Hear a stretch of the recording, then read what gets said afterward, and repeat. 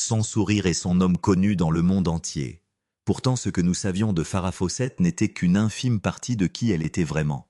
Début 2026, le nom de Farrah Fawcett refaisait surface partout. Sa sculpture venait d'être vendue aux enchères pour un demi-million de dollars. De jeunes stars copiaient sa coiffure emblématique.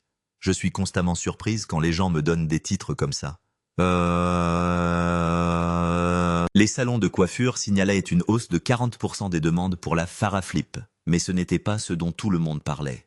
De nouvelles révélations sur les dernières années de sa vie faisaient progressivement surface. La vérité sur la manière dont Hollywood l'avait réellement traitée était-elle aussi révélée au grand jour. Ce qu'on lui a fait en coulisses va vous choquer. Elle n'était pas seulement un joli visage. Elle est aussi menée des combats que personne n'a jamais connus. Farrah Fawcett, de son nom complet, Mary Farrah Lenny Fawcett, est née le 2 février 1947 à Corpus Christi, au Texas. Elle était la cadette de 2 filles au sein d'une famille modeste et a grandi dans un environnement conservateur. Sa mère Pauline Alice était femme au foyer et avait des ascendances Choctaw. Son père James Fawcett travaillait comme entrepreneur dans le secteur pétrolier. L'argent n'était jamais abondant, si bien que toute la famille avait appris à vivre simplement. Farrah fréquenta l'école catholique Saint-Patrick, tandis que son père catholique strict avait toujours le dernier mot sur tout. Cela façonna sa manière de vivre et les règles personnelles qu'elle suivit toute sa vie. Sa sœur aînée Diane changea plus tard son prénom pour Donna. Mais enfants, elles n'étaient que 2 gamines grandissant dans les rues étroites du quartier, partageant les fardeaux d'une vie de famille. Dès son plus jeune âge, Farrah manifesta un talent naturel. À seulement 5 ans, elle remportait déjà des concours artistiques locaux.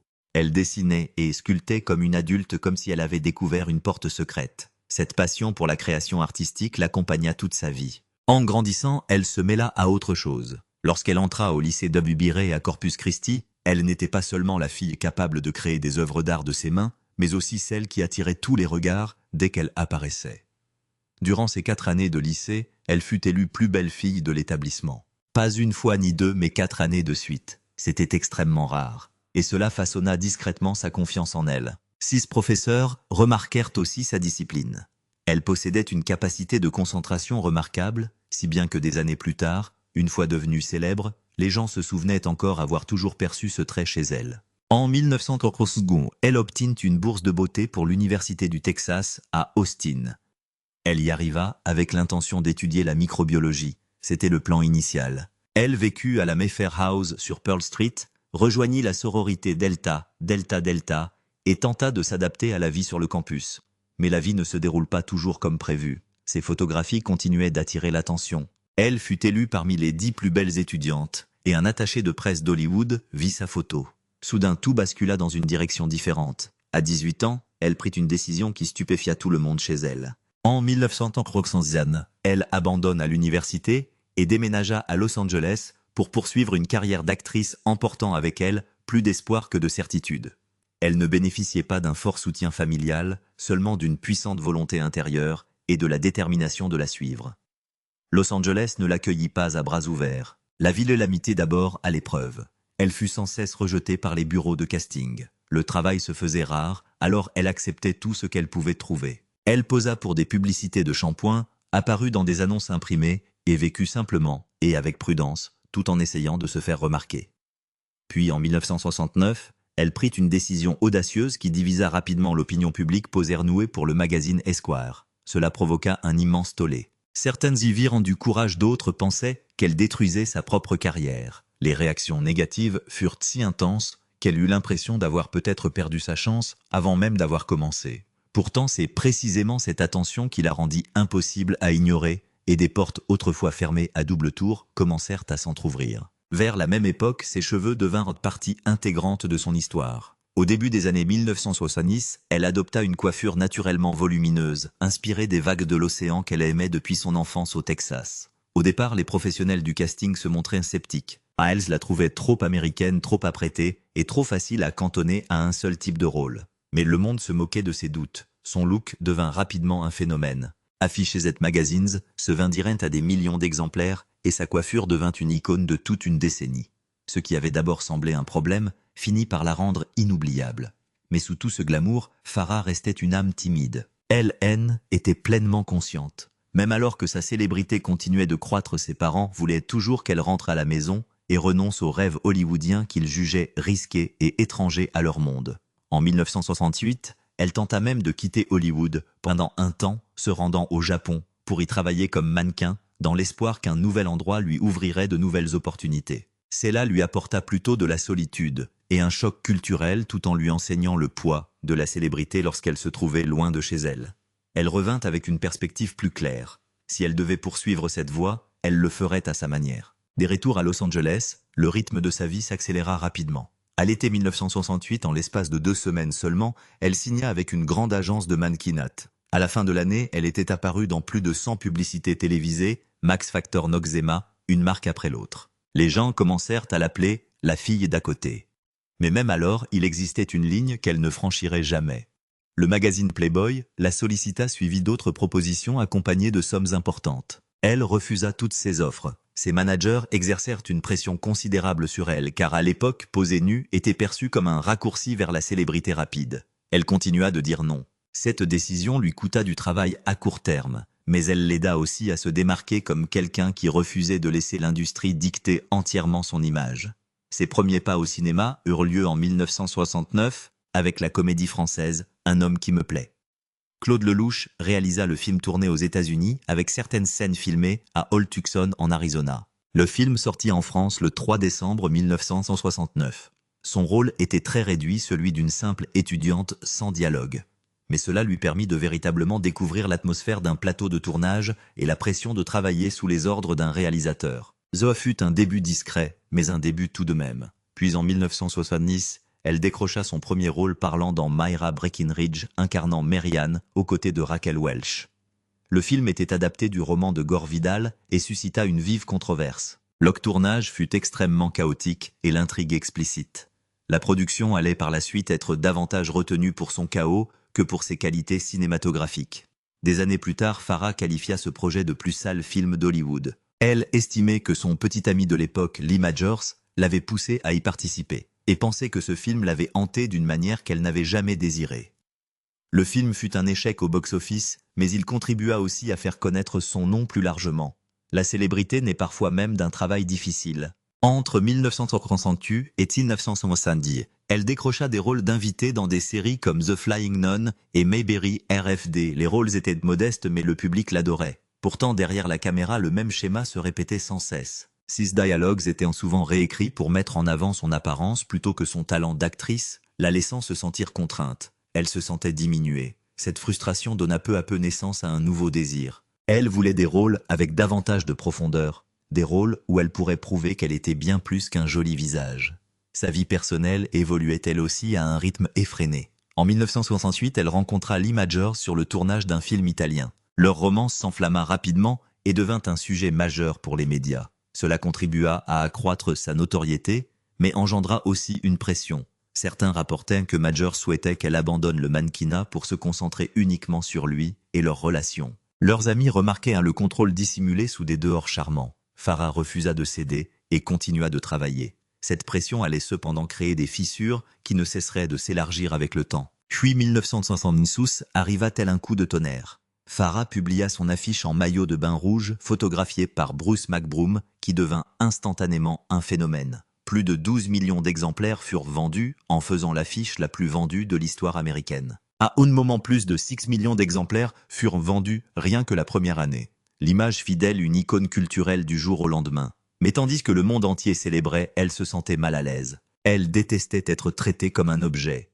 Lors de séances photos ultérieures, elle se battit pour intégrer davantage d'éléments artistiques, allant jusqu'à apparaître astucieusement aux côtés de sculptures qu'elle avait elle-même créées, tentant de réorienter l'attention vers son être intérieur plutôt que vers son seul corps. Cette même année, elle décrocha le rôle de Jill Monroe dans Drôle de dame. La série débuta sur ABC le 22 septembre 1966. À la fin de la première saison, l'émission attirait environ 59% de l'audience télévisée. Cela signifiait que presque tout le pays avait les yeux rivés sur le même écran. Presque du jour au lendemain, Farrah devint un visage reconnu dans le monde entier. Les gens plaisantaient même en disant que ses cheveux à eux seuls avaient fait le succès de la série. Pourtant, ces jours étaient incroyablement éprouvants. Chaque journée de tournage pouvait durer jusqu'à 18 heures et les médias ne la laissaient jamais tranquille. Malgré tout cela, Elle n'était payée que 5 000 $ par épisode, bien moins que ce que l'on aurait pu attendre pour quelqu'un ayant une influence aussi immense. La pression s'accumula jusqu'à devenir insupportable. Farrah voulait de meilleurs scénarios et souhaitait que Jill soit plus intelligente et ait davantage de profondeur.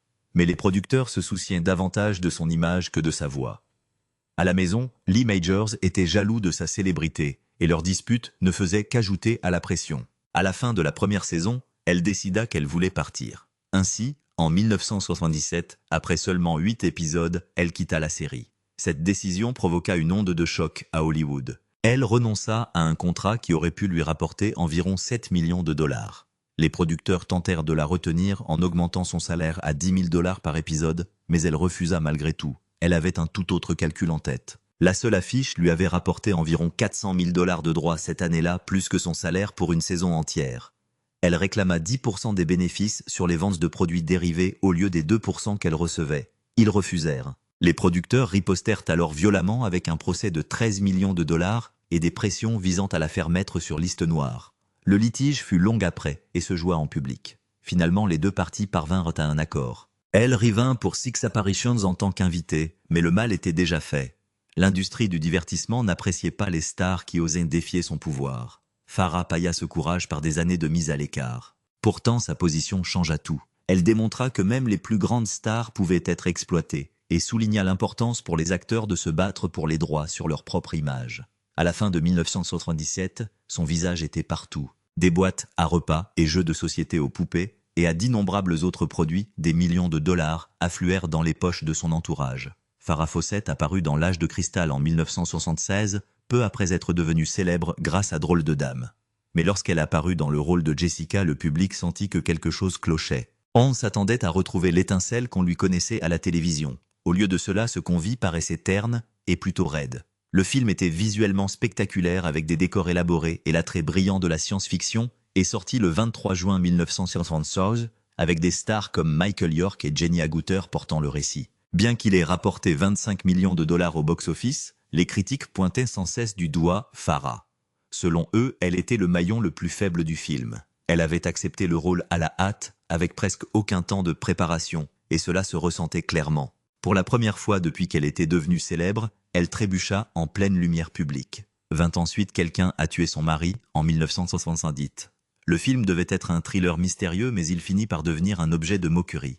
Le film ne rapporta que 1 million de $ pour un budget de 4 millions, et les critiques le tournèrent en ridicule sans relâche, plaisantant, en disant que le titre aurait dû être « Quelqu'un a tué sa carrière ». Farrah donna la réplique dans ce film à son mari Lee Majors, mais leurs scènes de baiser suscitèrent de vastes spéculations sur leur vie privée. Leur mariage commença à se fissurer sous la pression et son ascension fulgurante vers la célébrité n'arrangea rien. En 1969, ils se séparèrent et en 1982, leur divorce fut officiellement prononcé. L'échec du film combiné aux difficultés familiales montra à quel point la célébrité pouvait tout déformer lorsque les projecteurs se déplaçaient trop rapidement. En 1968, avec Sunburn, Farrah tenta quelque chose d'audacieux. Elle y incarnait une escroc à Acapulco, réalisant même ses propres cascades sous-marines. Mais le film fut un échec. Il ne rapporta que 6,7 millions de $, tandis que les scènes de nu suscitèrent plus de critiques que de curiosité. Elle dit plus tard regretter avoir tourné ces scènes. Les critiques attaquèrent le film sans ménagement, le qualifiant de fiasco et la nommant dans la catégorie de la pire actrice. Cela lui brisa le cœur car elle essayait justement d'échapper à son image d'ange. Pourtant chaque choix semblait l'entraîner plus profondément dans des rôles qui ne lui convenaient pas. Saturn 3 sortit en 1980 avec Kirk Douglas et Harvey Keitel, mais les problèmes avaient commencé bien avant que le film n'atteigne les salles. L'ambiance sur le plateau était extrêmement tendue, et Farrah fut poussée à tourner des scènes intimes qu'elle n'a jamais eu l'impression de pouvoir vivre en sécurité. Une scène choquante avec Keitel fut coupée après une réaction négative du public test. Malgré cela, elle dut tout de même subir la pression d'avoir été contrainte d'y participer. Le film ne rapporta que 6,5 millions de $ et reçut plusieurs nominations aux Razzie Awards, dont une pour sa performance. Ce fut une période terrible qui montra à quel point sa quête de végétariat au cinéma l'avait affecté. Les choses changèrent brièvement avec Cannonball en 1981. Le film fut un immense succès au box-office rapportant 100 millions de $, mais ce succès s'accompagna de souffrances. Pendant le tournage, en juin 1980, sa doubleur, Heidi von Beltz fut impliquée dans un accident causé par une voiture dont la direction était défectueuse et dépourvue de ceinture de sécurité. Elle en resta tétraplégique et Farah fut profondément bouleversée. Cet accident la hanta pendant des années et l'incita à s'éloigner des rôles physiquement exigeants. Même dans des films à succès, elle continuait de ressentir le prix de la précipitation hollywoodienne. Au début des années 1980, être sans cesse cantonnée au même type de rôle se referma sur elle comme un piège. Elle refusa de nombreux rôles, y compris celui d'une James Bond girl, espérant trouver quelque chose de plus sérieux. Pendant ce temps, ses managers commençaient à murmurer que sa célébrité s'estompait. En 1941, elle dut auditionner pour des séries télévisées simplement pour gagner sa vie. De mauvais investissements vidèrent peu à peu son compte en banque. Elle cachait ses difficultés derrière un sourire mais savait qu'elle touchait le fond. C'était incroyablement douloureux, car elle avait autrefois été partout et devait désormais lutter simplement pour être vue comme une personne, plutôt que comme le seul joli visage d'une affiche. Puis en 1981, tout changea de nouveau. Elle incarna le rôle de Francine Hughes dans The Burning Bed, une femme ayant réellement existé qui avait brûlé vif son mari violent. Le tournage fut extrêmement intense. Elle répéta pendant 2 semaines s'enfermant dans un placard pendant une demi-heure. Le cri poussé au moment culminant fut tourné en une seule prise et laissa toute l'équipe silencieuse. Lorsque le film fut diffusé le 8 octobre 1984, le public comprit qu'elle était bien plus que la femme de l'affiche en maillot de bain. Elle reçut une nomination aux Emmy Awards. Ce fut, semble-t-il, le moment où elle devint véritablement une actrice dramatique. Plus tard cette même année, elle apparut dans The Guardian incarnant une avocate de la défense dans des affaires de maltraitance infantile. Son interprétation avait une intensité brute, mais NBC coupa certaines de ses meilleures scènes pour se conformer aux normes de diffusion. Cela la frustra. Seuls 6 épisodes furent diffusés. Malgré tout, le public pouvait toujours ressentir l'intensité émotionnelle qu'elle apportait au rôle même, après que la production eût été réduite. Cela montra qu'elle cherchait toujours à approfondir son jeu même lorsque le système la freinait. 1 an plus tôt, en 1983, elle avait joué dans l'éprouvante pièce de Broadway Extremities. Elle y incarnait une femme retournant la situation contre son agresseur. Les scènes de combat étaient si réalistes qu'elle quittait la scène chaque soir avec de véritables bleus. Des agents de sécurité devaient se tenir près de la scène car certains spectateurs pensaient parfois devoir intervenir. Après chaque représentation, elle avait besoin d'une thérapie pour traiter ses émotions. Mais ce rôle changea tout. Les critiques virent son courage. Le public reconnut son sérieux. Ce fut le moment où elle brisa complètement son ancienne image. En 1986, elle revint à une histoire similaire dans l'adaptation cinématographique d'Extremities. James Russo interprétait son agresseur, et tous deux jouèrent des scènes où les gifles et les coups étaient entièrement réels. Après le renvoi du réalisateur d'origine, elle improvisa une grande partie de ses répliques. Environ 70% de ses dialogues venaient de son instinct plutôt que du scénario. Le film rapporta 10 millions de dollars et lui valut une nomination aux Golden Globes. Le film suscita des discussions sur la violence faite aux femmes tout en prouvant qu'elle pouvait porter un rôle sombre et exigeant émotionnellement, avec une force authentique.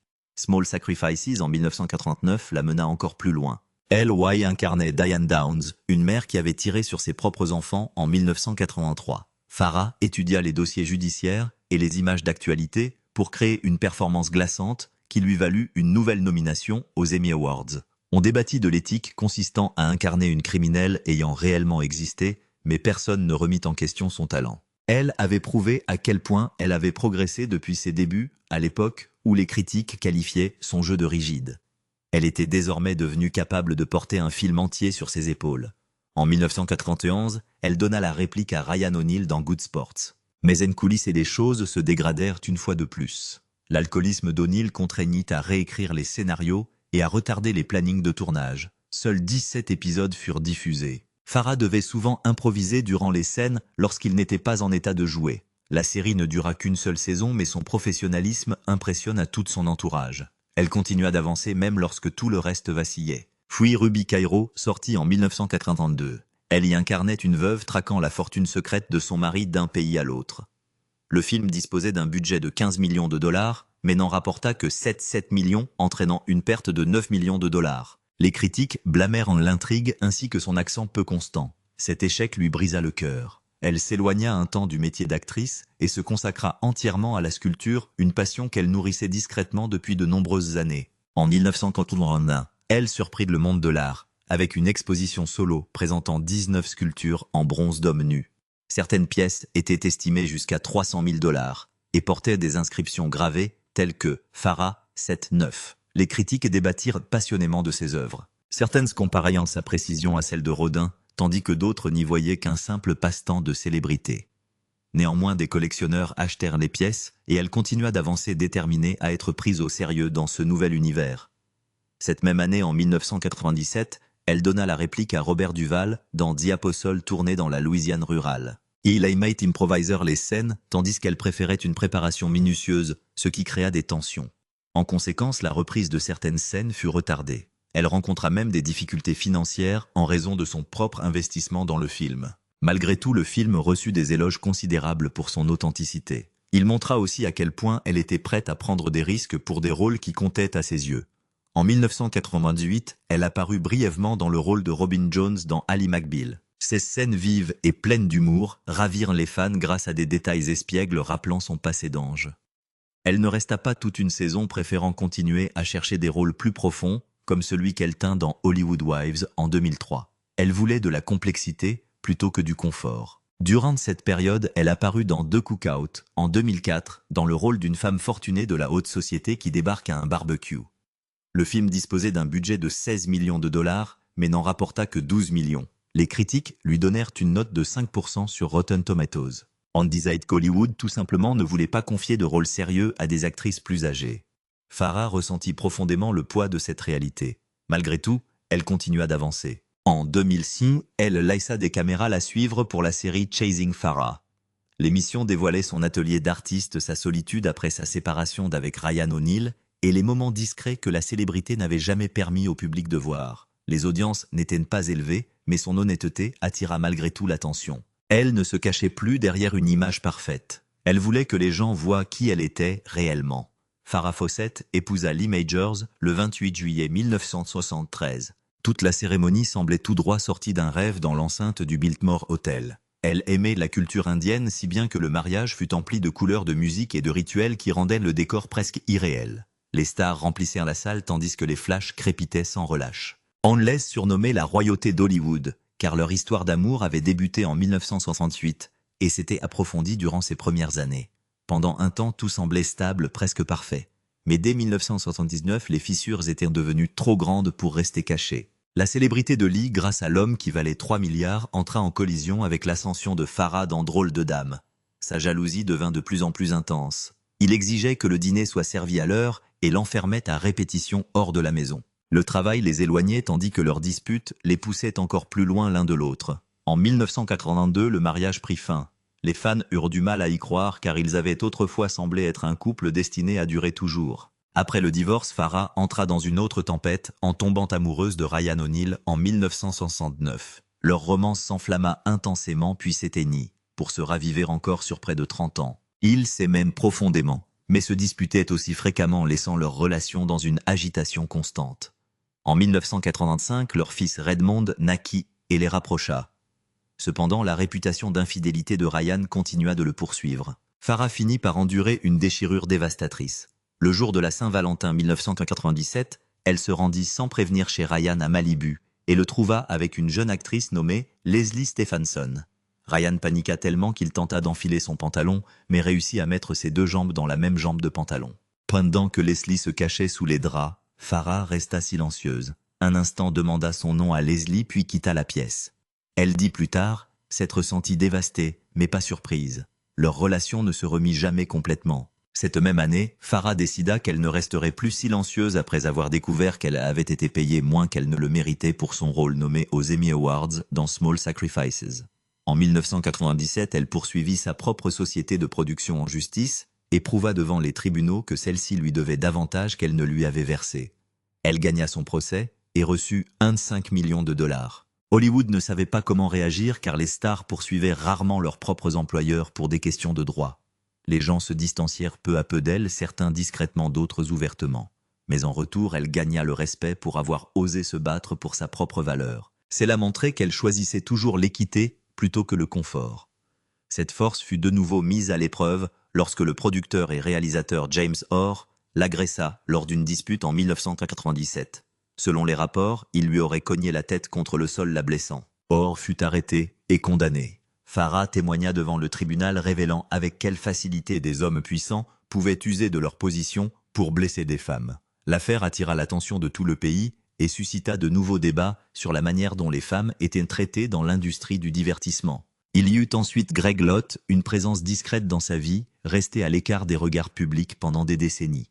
Farrah l'avait rencontré pour la première fois à l'université du Texas. Leur relation dura plus de 30 ans et resta largement privée. Ils renouèrent en 1998 et il devint pour elle une source de soutien affectif alors qu'elle traversait des difficultés avec Ryan. Ce n'est qu'après la mort de Farrah que l'on découvrit à quel point leur relation avait été profonde. Dans son testament, elle lui laissa 100 000 $ confirmant ce qu'il avait déjà affirmé. Zoa détail surprit de nombreux fans qu'il avait toujours vu à travers le prisme du glamour. La vérité révéla une facette plus douce et plus intime de son cœur. La vie personnelle de Farrah resta tumultueuse tout au long des années 1980 et 1990, des rumeurs de dépendance aux drogues circulant à son sujet. Les jeunes chuchotaillent en grande partie parce que Ryan lui-même avait des antécédents de toxicomanie. Farrah entra secrètement en cure de désintoxication en 1982 et traversa discrètement ses propres difficultés. Pendant des années, elle garda cela pour elle. En 1990, Ellen parla lors d'une interview accordée au magazine Playboy, tentant de lever la honte entourant de la dépendance. Sa franchise surprit beaucoup de gens et aida les fans à la voir comme un être humain ordinaire plutôt que comme une icône lointaine. En septembre 2006, sa vie changea de nouveau lorsqu'elle fut diagnostiquée d'un cancer anal de stade 0 à 59 ans. La tumeur fut décrite comme étant de la taille d'une fraise. Elle entama alors une chimiothérapie et une radiothérapie à l'UCLA, tout en refusant une colostomie afin de préserver sa qualité de vie. Le 2 février 2007, le jour de son 60e anniversaire, les médecins lui annoncèrent qu'elle était en rémission. Elle célébra la nouvelle mais resta prudente et ne voulut pas que le monde entier l'apprenne trop tôt. Puis en mai 2007, le cancer revint rapidement et se propagea à son foie. Cela stupéfia tout le monde, y compris ses médecins, tant la vitesse de la récidive dépassait leurs attentes. Elle décida alors de transformer sa souffrance en quelque chose de tangible. Elle demanda à son amie Alana Stewart de filmer tout ce qu'elle traversait durant son traitement éprouvant. Alana hésita d'abord, mais Farrah insista pour qu'elle soit honnête. Ces images devinrent le documentaire Farrah's Story en 2009, réunissant près de 9 millions de téléspectateurs sur NBC. Le documentaire montrait de ses visites à l'hôpital, sa perte de cheveux, ses nuits sans sommeil et la réalité que de nombreux patients préfèrent souvent cacher. Elle voulait que les gens voient la vérité et non la version lissée à laquelle le monde était habitué. Toujours à la recherche inlassable d'un espoir, Farrah se rendit en Allemagne en 2007 pour suivre un traitement expérimental à l'hôpital universitaire de Francfort. Certaines affirmèrent qu'elle avait reçu une thérapie par cellules souches, un traitement interdit aux États-Unis. Personne n'a jamais pleinement confirmé les détails, mais ces traitements étaient extrêmement douloureux et controversés. Elle dut faire face à la barrière de la langue, aux critiques de médecins américains et à de longues journées empreintes d'incertitude. Malgré tout, de nombreux patients admirèrent son courage d'oser chercher des options au-delà des traitements conventionnels. Durant les derniers mois de sa vie, la maladie n'était pas le seul fardeau qu'elle devait porter. Dans ses mémoires publiées début 2026, Cher révéla que Farrah souhaitait passer ses derniers jours chez elle à Malibu près de l'océan. Cher affirma que Ryan avait refusé, lui disant que Farrah pouvait rester chez lui si elle voulait être près de l'océan. Cela ajouta une couche de complexité supplémentaire au dernier chapitre de son histoire. Ryan et Alana restèrent à ses côtés jusqu'à la toute fin. Cependant, la révélation de Cher laissa les gens s'interroger sur tout ce que Farrah avait dû endurer même dans ses derniers instants. Son testament de 2007 ne fut modifié que 4 heures avant sa mort. Elle légua 5 millions de dollars à Redmond, et Ryan ne figurait initialement pas parmi les bénéficiaires. Il reçut plus tard 25 000 $ destinés à des œuvres d'art, mais l'essentiel de sa succession revint à son fils et à son père. Elle alloua aussi 3 millions de dollars à la Farrah Fawcett Foundation, qui devint son plus grand héritage. La fondation devint une force puissante dans la recherche contre le cancer, ayant récolté plus de 10 millions de dollars début 2026 et soutenant plus de 100 études à travers le monde. Elle continua de s'y investir jusqu'à ce qu'elle ne puisse plus parler. Ses efforts pour promouvoir des soins de santé abordables et la recherche sur des traitements alternatifs changèrent la façon dont on percevait la philanthropie des célébrités. Farrah mourut à 9h28 le 25 juin 2009 au St. John's Medical Center de Santa Monica. Ryan et Alana étaient à ses côtés. Ses funérailles se tinrent le 30 juin à la cathédrale Notre-Dame-des-Anges. Elle fut inhumée au Westwood Village Memorial Park Cemetery. À côté de la tombe de Rodney Dangerfield, des amis de l'époque de Drôle de Dame vinrent lui rendre hommage. Les fans la pleurèrent non seulement pour sa beauté, mais aussi pour le courage dont elle fit preuve en laissant le monde entier voir sa souffrance. Début 2026, cet héritage continuait de grandir. Sa foundation organisa le Tex-Mex Fiesta Gala avec des artistes comme Martina McBride et récolta une somme record. Sa coiffure emblématique fit elle aussi son retour cette année-là. Les salons de coiffure signalèrent une hausse de 40% des demandes pour la Farrah Flip après que les mémoires de Cher eurent remis son style sous les projecteurs. The Jones Stars copiaient cette coiffure sur les tapis rouges tandis que les coiffeurs la modernisaient avec des dégradés plus doux et des sprays thermoprotecteurs adaptés à la vie moderne. Même Drôle de Dame continuait de s'inspirer du modèle qu'elle avait établi. Les versions de 2000 et de 2019 s'appuyèrent sur elle comme modèle pour incarner des héroïnes fortes, indépendantes et étroitement liées entre elles. Début 2020, Cher révéla qu'avant sa mort, Farrah avait rêvé d'un nouveau remake. Les fans se mirent à rechercher d'anciennes interviews et des images des coulisses se souvenant de la manière dont elle avait façonné tout l'esprit de la franchise. Pendant ce temps, Redmond faisait lui aussi face à ses propres difficultés. À partir de 2008, il fut arrêté à plusieurs reprises pour des problèmes liés à la dépendance. Le testament de Farrah plaça 4-5 millions de dollars destinés à Redmond dans une fiducie dont il ne pouvait recevoir que les intérêts pour couvrir ses frais médicaux, dans l'espoir que cet arrangement le protégerait. Cependant, les difficultés de Redmond firent elles aussi partie de son héritage, rappelant que même un amour profond et une sécurité financière ne peuvent garantir la paix. En juillet 2025, des photos de la tombe partagée de Farrah et Ryan se répandirent largement en ligne. Ils reposent côte à côte à Westwood, où les fans continuent de se rendre régulièrement y déposant fleurs et messages. À la même période, des sculptures de Farrah se vendirent aux enchères jusqu'à 500 000 $, stupéfiant nombre de personnes qui n'avaient jamais réalisé l'étendue de son talent. Les mémoires de Cher publiées, le 19 juillet 2026, ramenèrent une nouvelle fois l'histoire de Farrah au premier plan. Le livre relate le moment où Ryan refusa le dernier souhait de Farrah concernant l'océan. Les gens débattirent intensément en ligne, partagèrent des vidéos, republièrent d'anciennes photographies et gardèrent son nom vivant sous de nouvelles formes. La vie de Farrah devint un rappel d'amour, de souffrance, de célébrité et de courage tous étroitement mêlés.